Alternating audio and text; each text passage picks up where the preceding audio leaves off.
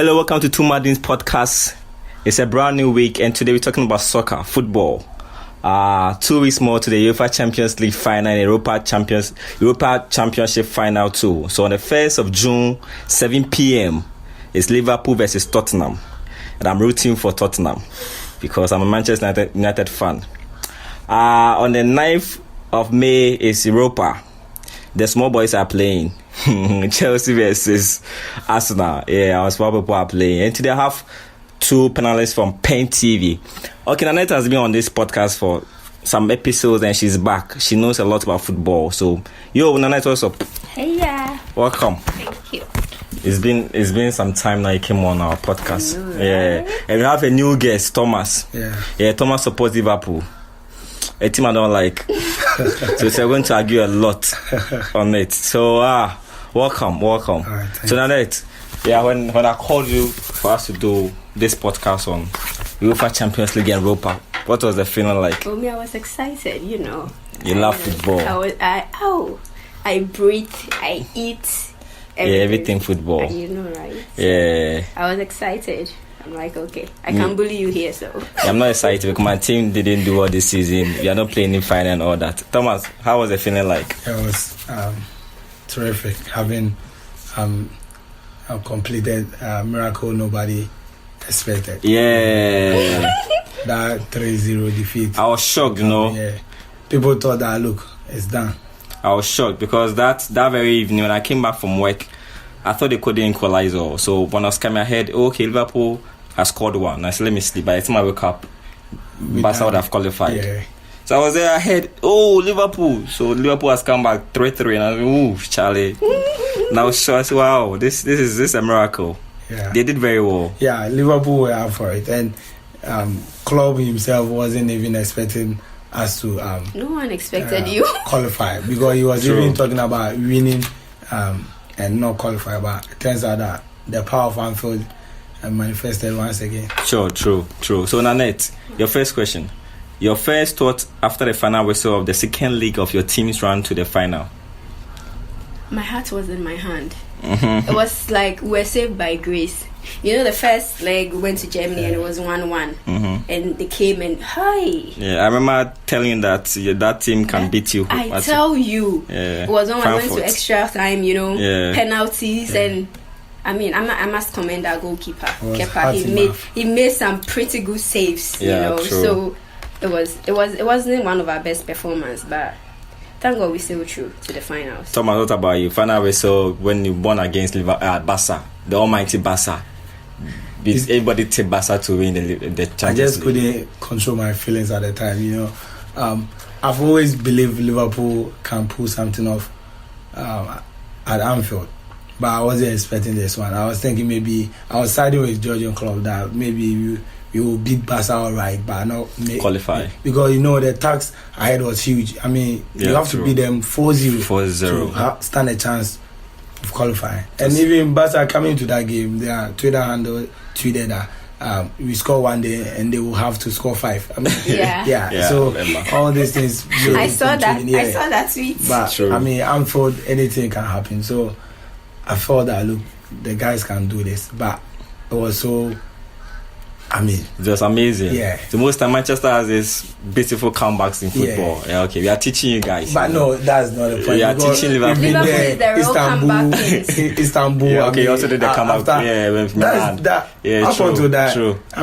It won't happen again in football. True. Being down by 3-0 to come back again to score 4. Mighty AC Milan at the time. Yeah, true. Shevchenko, Kaka in there. Nesta, Shevchenko, Maldini. Yeah, Maldini. People have come a long way. Yeah, a long way. True. Liverpool have seen it, and it come to talk of Liverpool players at the time, Risa, Finan. We were no match for them. Yeah, true. We were outsiders. True. But Liverpool always deliver when we are outsiders. True. It's very true. So Nanette, are you satisfied with your team's league and European competition performances? With the EPL, no. Both EPL and European. With the EPL, no. But with the Europa Championship, I'm over satisfied. Why is it that a team can perform so poor in the league and be doing so well in the European League? It happens. The Premier League is a bit hotter than the the European Championship, you know. And with us, top 4 battle, people like Chelsea, Manchester United, Arsenal, Spurs fighting for the 3rd, 4th, 5th, back and forth. One moment you are 3rd, the next moment you are 4th, you are 5th, you know. Yeah, true. But it wasn't, our Premier League isn't the best.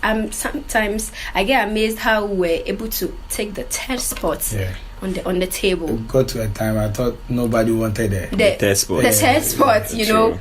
For Chelsea, because it hasn't been one of our best performances. So for Chelsea to take that 3rd spot, it means the EPL this season hasn't been good so far, with the exception of Liverpool and Manchester City. Yeah, true. But with the Europa, 14 matches played, we won 11, we drew 3, we lost none. Our Europa Championship has been perfect.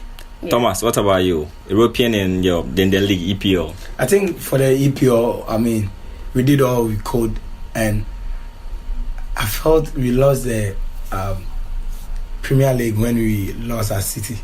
Because at a point last year, you guys were leading 7 points. Yeah. So going to that City game, I felt that, look, you just have to grind the results. Don't lose that game.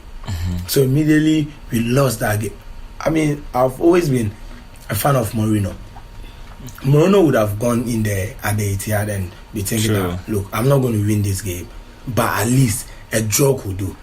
True. But for Klopp, he has always been believing his ideologies. Heavy metal football. He just feel as though every match he can win, but sometimes you just have to accept the fact that for draw. Grind out results. Even Benitez would have gotten us a draw in that game, and that would have been a psychological blow to City at the time. But we lost that game, and I felt the guys, we just cannot ask anything than what they gave. Yeah, I think true. they were, excellent, and they bottled it a bit, but City were just out of this world. I mean, with the quality they've got in there, I mean, they know the game. I mean, all out. Yeah, you see, they have backups for every position. True. Aguero Jesus. When you go to the back, you have Stones, Company, Laporte. These players have been there for a long time. David Silva at the middle of the park. De Bruyne, Bernardo Silva has been just, a class this season. So, I think Liverpool went with everything they did, but City were just good for us. With the Champions League, I think it's a bit easier than to if you are to compare to the Premier League. Yeah, because for the Premier League, you just have to fight for every point. Yeah, but with the Champions League, it's home and away thing. So, and Liverpool, when it comes to European competitions, we don't normally struggle when it's there's European competition. So all in all, I think our season have been just brilliant, but we are facing this challenge. We might go trophyless. That's the issue. I'm praying that you go trophyless. You can win the Champions League. Yeah, we might, because it's Tottenham, Liverpool. Yeah, and it's anyone's game. It could be anyone's game. Thomas, be bold. No, I know. But then you just have to face reality, because with judging clubs, records with finals. How many finals has he lost? 7. So let me run this question. We will come to all these stats about Klopp in his final and all that. So let me ask you this question, Annette. What did the magic for Liverpool and Tottenham in the unthinkable return the fixtures of the Champions League? The magic. What did the magic? You know, with Liverpool, it was really magical. Trailing 3-0 in the first half, going at the Camp Nou, then coming to Anfield. The worst part was their top 2 strikers, Mo Salah and Firmino, will be absent in Arma due to injuries. It means they had to go all out. They had to take charge of every chances that came their way, and they didn't only equalize or make good use of it, but won. If they had given Barcelona a chance of an away goal, it would have been hard to go to the finals. True. So they took charge of every chance. Liverpool, right from the beginning of the Champions League till now, they have this hunger to win a trophy this season. They have this drive, this tenacity, and that's what keeps pushing. And they are hard working too. They don't relax. They are not complacent. Yeah. I think that was what worked the magic for them. Tottenham, Spurs too has this. They've not won the Champions League. They've not even gotten to the finals before. Yeah. and they want to make a statement. They want to prove themselves. In the Premier League, we all know Spurs is a force to reckon with. I mean, they are always in the top 4. Most times they're in the top 4. Omo in G League, no, but my almost second kaya, you know, they're always in the top 4, and they needed to break some ice. So they have to prove a point too. And this season they've been spectacular. Absolutely. They've been spectacular. Absolutely. I think it was hard work for them to. Yeah. That did the magic for them. Hard work and a good drive to win something this season. What about you, Thomas? The magic for Liverpool and Tottenham. What was the magic? That's tough.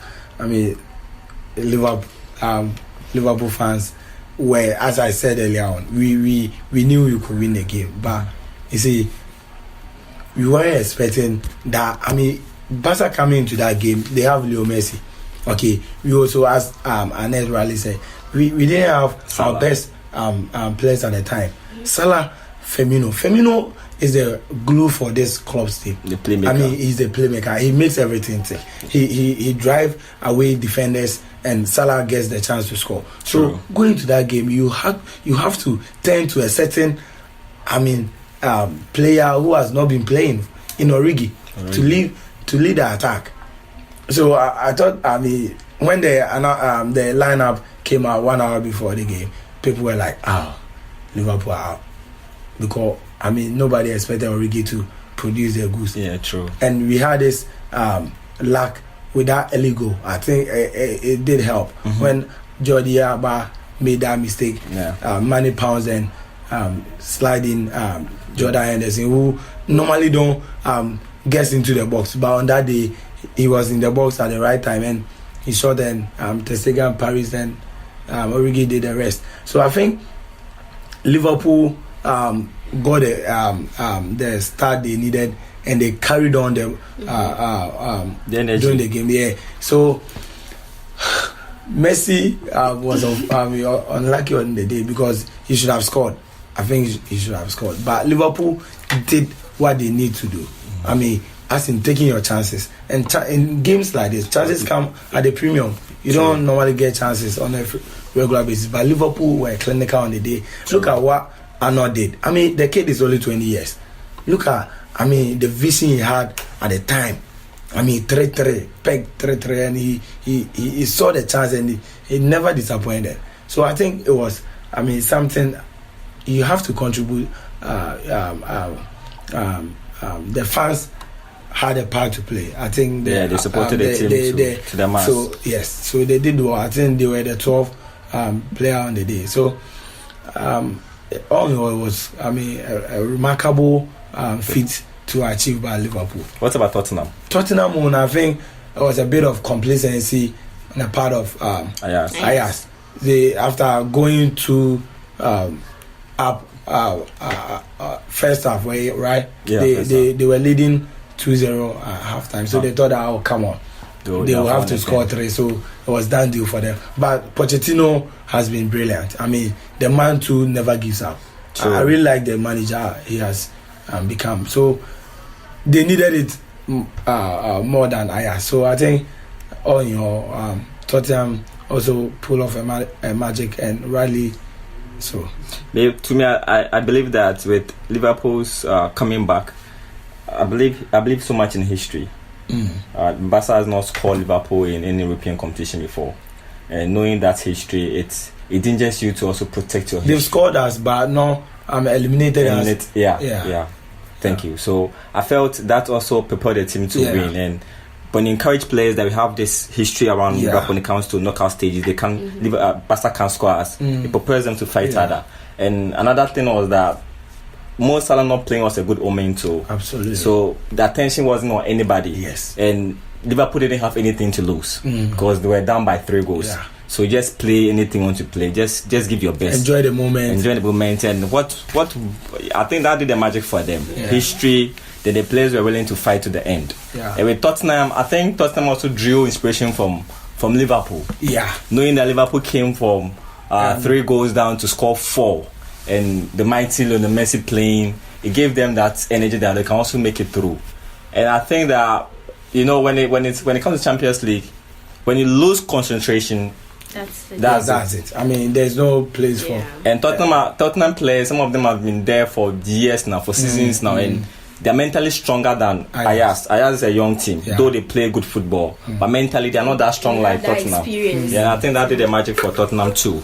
Yeah. So let's go. What went wrong for Ajax and Barca in the return list? What went wrong for them? Why do you think they lost? Ajax, Barca.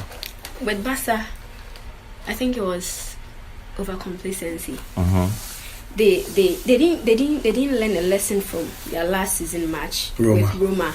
Yeah, when true. They trailed 3-0, you know, and they were eliminated from the quarterfinals. They didn't take a clue from that, and they repeated that same mistake. You know, how can you've won at Camp Nou 3-0, and you go to Anfield? This is Barcelona. This is not just any team. This is Barcelona. They have Messi, they have Suarez. I'm going to play against a side that their 2 top strikers are absent, you know, from that particular game. And you sit there. I mean, perhaps they probably went to the game thinking that's already been won. True. You know. They even had 2 former Liverpool players who knew Anfield very well. Thank you. Yeah. But I think one disappointed. Coutinho, Coutinho, big time. So it was arrogance and overcomplacency on the part of Barcelona. With Ajax, I think Tottenham used a bit of experience to beat them. True. Thomas, what about you? Barca, what went wrong for Barca? I'm siding with Nanette because they knew that they would get an away goal, and so they were reluctant that come what may, they will score that elusive away goal. And with Leo Messi on the field, you can bet your last special any moment he can create a magic. I mean, out of nowhere. So they knew they would get that away goal, but you just cannot always be too sure. Yeah, sometimes you just have to grind out the results. Okay, true. So they should have went in there, defended a bit better than they did. True. Yeah, and that would have been let's say played to their advantage, but they didn't do that and they lost the game. True. But for Tottenham, Ajax, I think Ajax was also of a complacent, having beaten Real Madrid, Juventus. They thought that, look, I mean, who is Tottenham that we can't beat? Forgetting that Tottenham was a formidable side. True. I mean, well drilled, and they showed it on the day. And for Tottenham too, it was just easy for them. The permutations were just easy. Win and you qualify. Yeah. But for Liverpool, it was winning without conceding a goal. True. You get it. So that was that's what went wrong for the two sides. But to me, I feel that when it gets to the semi-finals, that's where we know the magic of the coaches, the managers, how tactical they are. So for somebody like Mourinho didn't lead 3-0 and come and lose 4-0. Absolutely. He knows how to close games. Yes. And that's been the shortcoming of Klopp. Klopp doesn't know how to close games. So you shouldn't always win. And Mourinho can do everything they do to win a game. Yes. That makes a coach. Absolutely. Want to close matches. So that went wrong for Barca. Barca still wanted to score more goals. When they didn't need to score more goals, they could have keep the ball, play around, the tiki-taka around for all that long and don't consider a goal and just qualify. With Ajax, it still boils down to the inexperience when it comes to your mental faculty to hold a lead and not lose focus.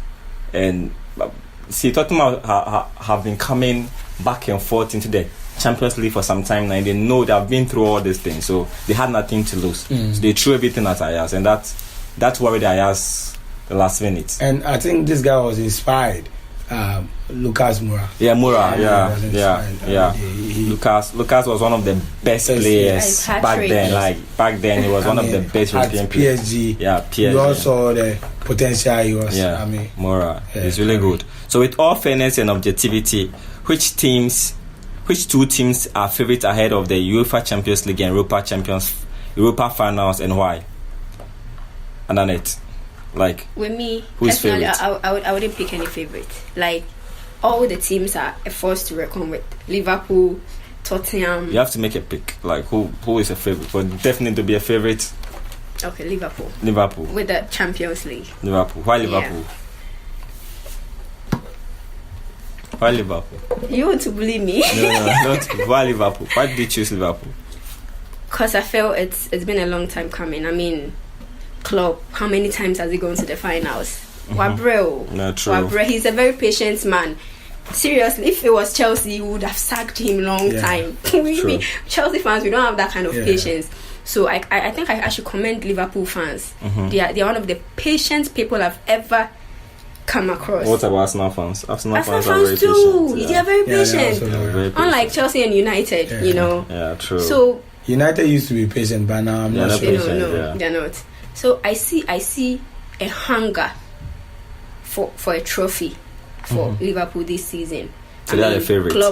Klopp wants to get his name on the trophy sheet. So in the Europa champion, the finals too. Who is the favourite? Chelsea. Because you're a Chelsea fan. Not because I'm a Chelsea fan. We are making a statement. I mean, for like 2 to 3 years now, we've been struggling against Arsenal anytime we meet with them.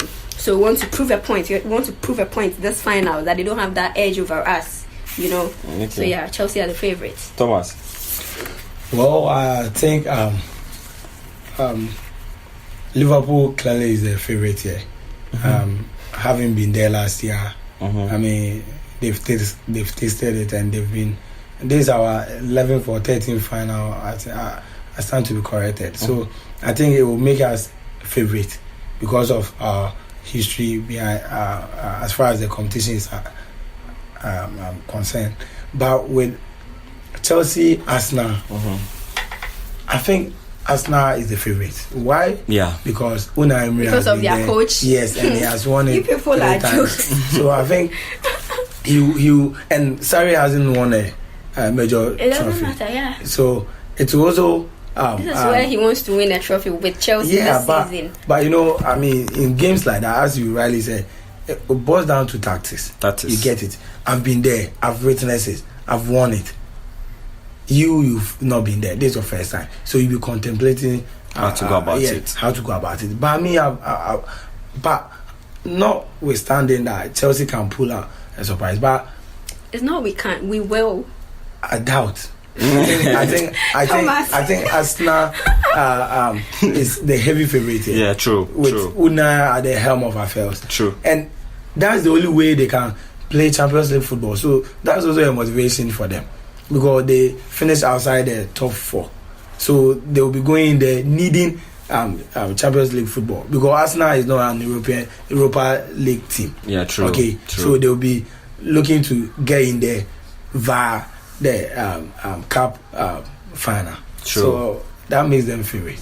To me, I feel that Liverpool are favourites in this final, considering their matches. They are playing 32 games, and Tottenham has won 8. Liverpool has won 15. Tottenham has lost 15. Liverpool has lost 8. They have played 9-9 draw, and per goal per match. Tottenham scores 1.2 per match and Liverpool scores 1.7. And the reason why I think Liverpool are favourites, if Harry Kane starts, Liverpool are favourites. Absolutely. If he doesn't start, Tottenham are favourites. Yes, it will be dicey. Yeah, it's very dicey. But I'm tipping Tottenham to win because I can't on any day support Liverpool. And with Chelsea and Arsenal, I don't like the two teams. But if I'm supposed to choose, we don't like you too. I'm supposed to choose. I'll choose Arsenal because of the experience of Unai Emery. Yeah. He has been there, he has won it more than twice, and he knows how to play 3 finals. times. And with Sarri is so stubborn. There has been so many commentary about his tactics, and it doesn't change, and he keeps repeating the same mistake. And most of the wins he had, they are by sheer luck, according to me. I think most times he is by luck. He doesn't win by his status. Okay. His status from the beginning of the league was really doing well, but with EPL, people study people's status and they'll break you down. Yeah. And if he's going to send this same mentality of being stubborn and play certain places at certain positions, he will lose woefully against Arsenal. With Arsenal now, Emery, he's very tactical. Yes. He knows how to win a game. Absolutely. And I think Arsenal are the favourites, and I pray they win. I don't agree with both of you. I pray they win. I think Sarri needs to tweak his information a bit. He will listen to my information on this podcast. Right. Okay, so next question to Thomas. This is the 7th major final for Johan Klopp as a manager, and he has just won only 1. Is this a concern as a Liverpool fan? Sure. Only 1 out of 7. It's a massive concern as a Liverpool fan. I mean, going to this game, Liverpool fans anywhere will be scared. Bothered. Yes, because our manager doesn't normally wins final. Yeah, he's been there for seven occasions. Only once. So it speaks a lot about the man. The man, as you said, Wabremo. But you understand. I think experience is there to make you better. Are you getting it? True. When you fail, it doesn't make you the worst type in the world. True. You just have to learn from it and be better next time. So I think those failures will come as a good this time around for him, because he would want to avert reverse all these worst times. Yeah, so true. He will be up for this game because he has been there, and he will be thinking that, look, this time around, win it for me. True. And Annette, what about you? He has won 1 out of 7 final. Johan Klopp, is it a concern? Yeah, it should be a concern, but let's take it from the side.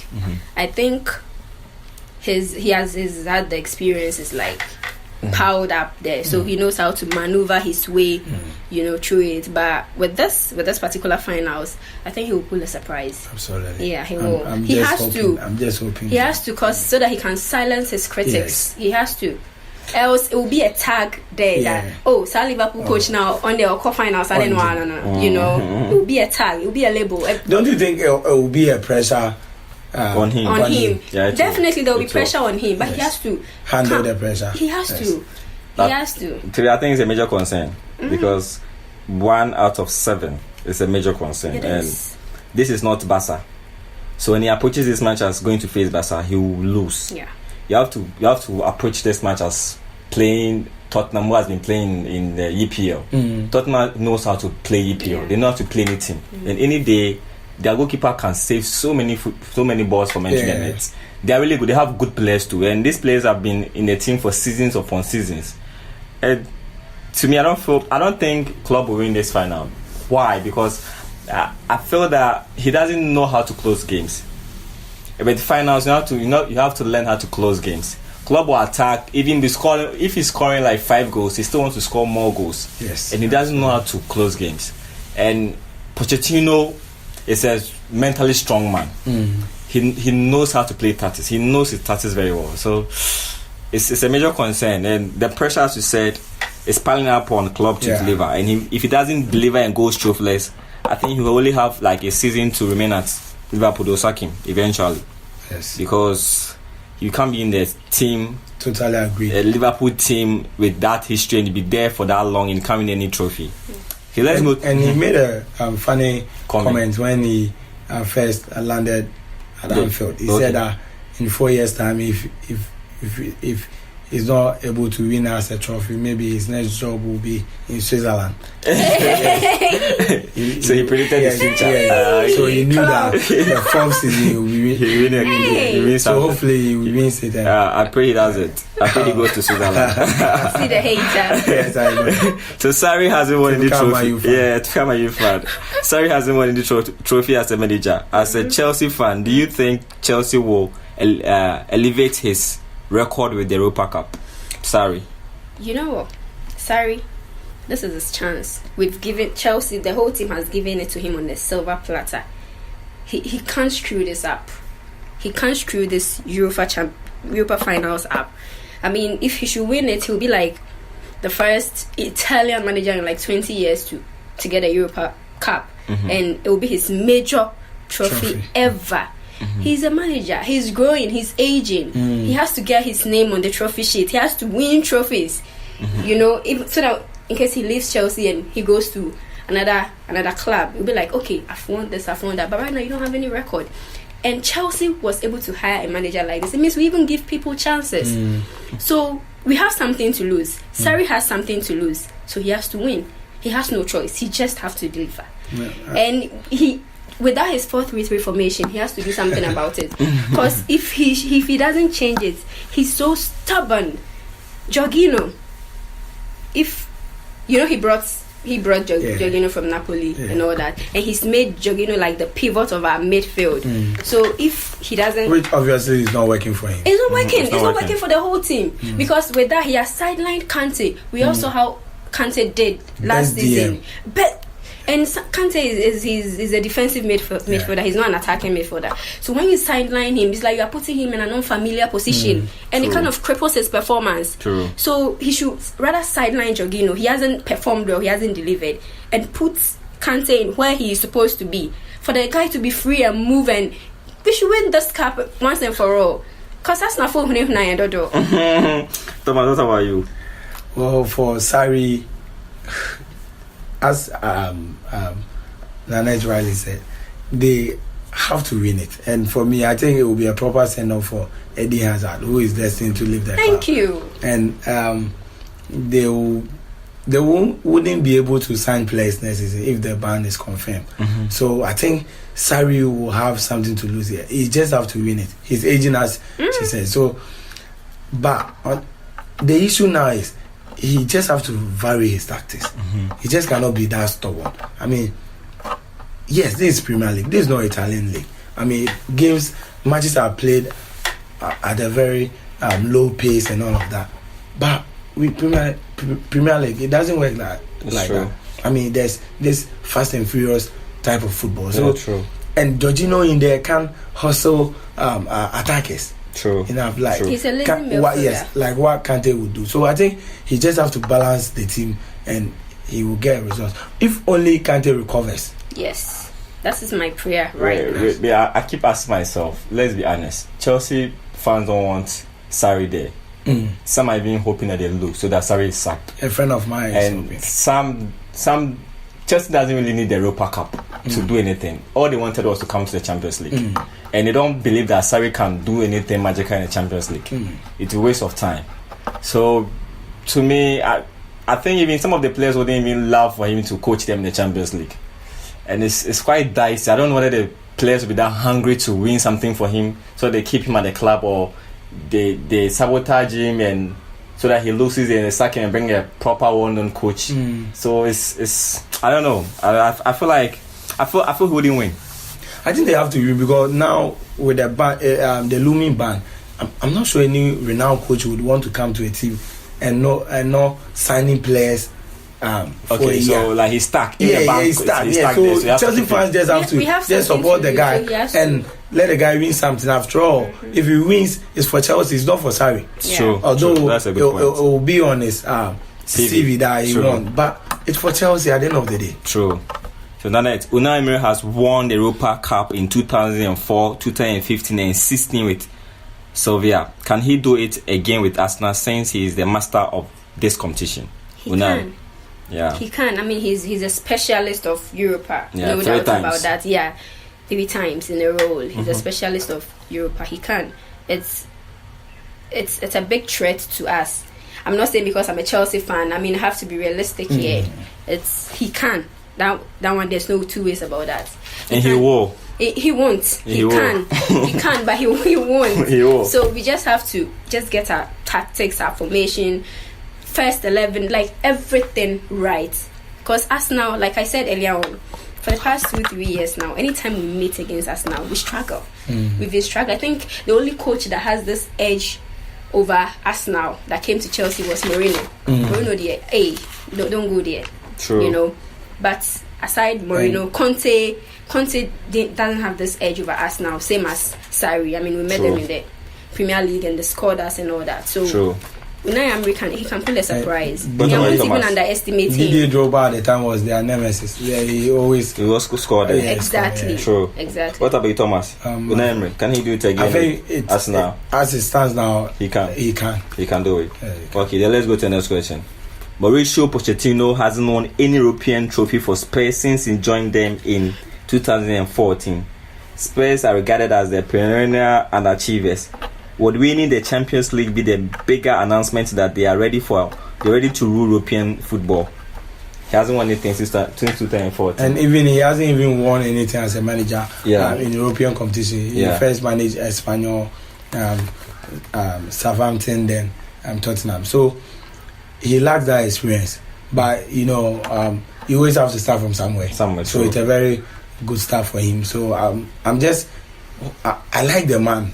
I also like him. Yeah, I like his demeanor. Yes, how he is. He's hardworking. Very he's a patient. pragmatic type. Patient, Yes. you know. And he didn't buy any something players. in Yeah, common. yeah. He I has mean- something in common with Klopp. Yes, they have Similar similar tactics. tactics. They never give up. Yeah, they I don't mean, give up. they True. for club is heavy metal, full throttle. I mean, running at the opponent 24/7. Like you said that he doesn't know how to close games and all of that. But I think for Pochettino being there, I think he deserves it.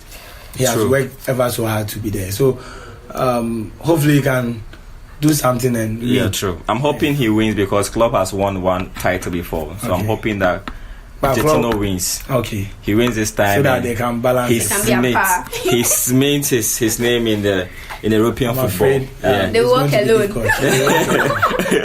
There's one team that doesn't Then walk that alone. Liverpool. You walk alone. On French, you'll be walking alone. So the next question, Danette, if you were the manager of your team, what formation would you deploy in the final match and why? Okay. As it stands now, my formation I had in mind about 2 weeks ago, it's different now.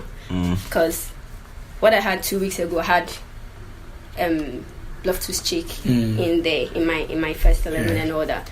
But now I wouldn't want Sarri to go with the 4-3-3. If only Kante is fit, Yes. if he's fit, then he should go with 4-2-3-1. Okay. Yeah, I like this formation 4-2-3-1. 4-3-2-1. No, 4-2-3. 4-2-3-1. Okay. So two central midfielders. Midfielders. Okay. Then that's at Three, Hazard, William Pedro, then 4-2-3-1. That's the formation I want. So he's going to be your striker. Giroud. He's the highest Yeah. Europa Yeah. goal scorer. If Sarri should bring Gonzalo Higuain, goodness, I will be so mad. I'm not sure he will start going. I will be so mad because that guy. Oh goodness. But Sarri is unpredictable. No, I'm not sure he wouldn't risk do it. that. Okay. He wouldn't And risk it. Higuain's also he doesn't have a proud record in finals. He wouldn't risk Whenever he's It's in final, it's like Klopp. They don't win He anything. crumbles. They don't win Yeah. anything. True. So He I crumbles. think So Giroud he- should be the one up front. and he deserves it. He deserves it. I mean, look at 10 goals in this Europa. 10 goals. Osha hat-trick. So Thomas, you are the club of this podcast. So what's your formation for Liverpool? I think it's fairly easy. I will have ever reliable Alisson Becker in Post. Okay. post. I will have Arnold as my right back. I have centre half pairing of Matip, Van Dijk, and Robertson will be at left back. Then in the midfield, that's where the whole thing Liverpool clicks. So I'll go with Fabinho as the holding midfielder. Then I'll accompany him by Henderson and Wijnaldum, because Wijnaldum has also been excellent. And Henderson is also benefiting from a change in formation. Now he's no more the holding midfielder. He's playing more offensive and he's delivering. So I'll maintain him over there. Then I'll go for the front three of Salah, Firmino, Mane. Great. So your scoreline, your final scoreline, finals. I think Liverpool will edge that game. And By how many goals? maybe 1. 1-0. It's going to be a close game. 1-0 for Liverpool. Yeah. What about Arsenal's match? Arsenal and Chelsea scores. I think there can be goals in there. I mean, it's a North London. It's a derby. It's a derby. Yeah, a derby, North London derby to be precise. So maybe they will be tempted to go all out, and they might be probably 3-2. 3-2 goal in favor of Arsenal. Arsenal. That's great. Scoreline, Nanette. Liverpool Hotspurs. Spurs 1-0 against Spurs. Yes, Spurs. Yeah. Then your match. 2-1 against Arsenal. Flat. Okay. So Flat. with me, Tottenham is winning 2-0 against Could you be Liverpool. realistic? I'm very 2-0. realistic. 2-0. First half 1-0. Second half then You know another goal both comes. halves. You know both halves. Yeah, we know both halves. With Chelsea will lose. Chelsea will lose by like 3-1. You're wicked. 3-1. Yeah, Chelsea will. So people are listening and they love to. So we are the underdogs in this Europa finals. Yeah, now. yeah, the underdogs. Okay. So that's the end of our podcast on the UEFA and Europa Champions League final. Europa Champions League final and the Europa finals. And I had Thomas, I had Nanette there. Your closing remarks before we go, Nanette. Anything you want to say? Yeah, I want to say sorry. Please listen to, if in case you come across this podcast before the finals, please go with my formation, okay? 4, 2, 3, 1. Okay. What about you, Thomas? Club, please win this. Please win this. Club, please maintain your history. Lose it. And Chelsea to please lose it so that we didn't throw us on social media. Thank you for listening. Bye. Sometimes I wear my hair down to my back, or I cut a bob and do it into single plaits. And if it's the summertime, maybe do